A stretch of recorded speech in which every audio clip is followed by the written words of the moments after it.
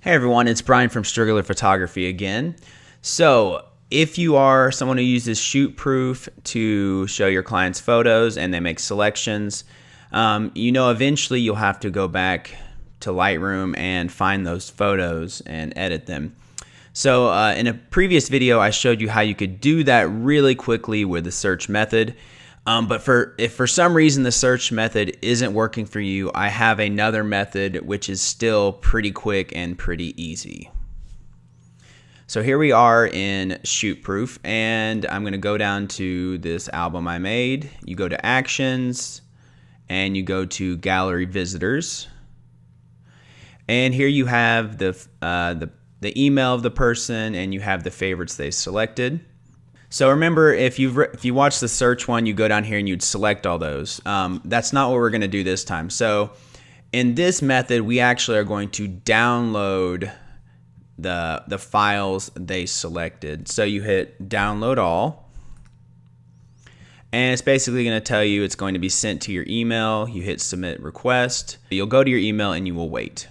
All right, that actually was really fast. Here I am with the email, and you click the download now button, and it's going to take you to another page, and you click on file 1 of 1, and then it will actually start downloading. And it should be relatively quick because the files are probably going to be smaller, but it will vary depending on how many files you're downloading.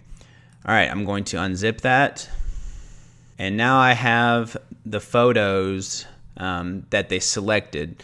So I don't have to go through all of my photos to find these photos. I have them right here. And now we're going to go back into Lightroom so we can actually make the selection.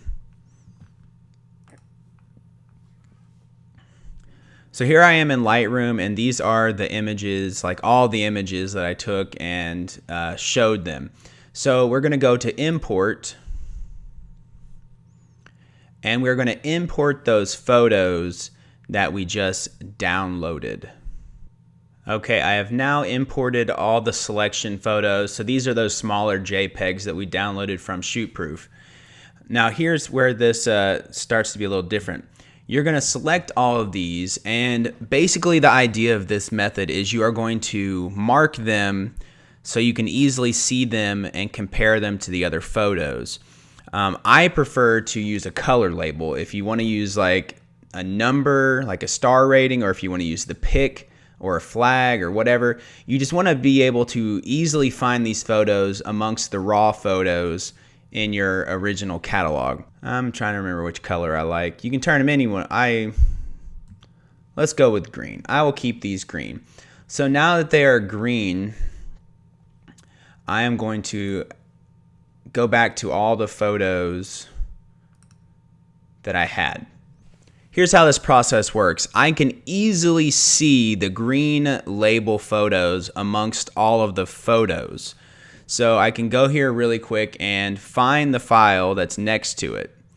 Now, one thing you want to make sure you do is you want to make sure it is set on capture time.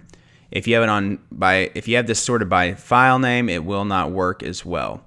So set it by capture time, and then you're going to find the file which is right next to it.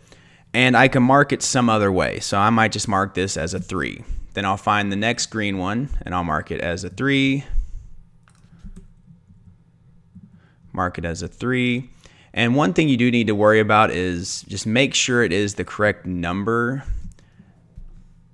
So I'm just going through, and I would continue this process through all of them. And this is a lot easier than other ways, and it's really visual, and it's easy, and it should save you a lot of time.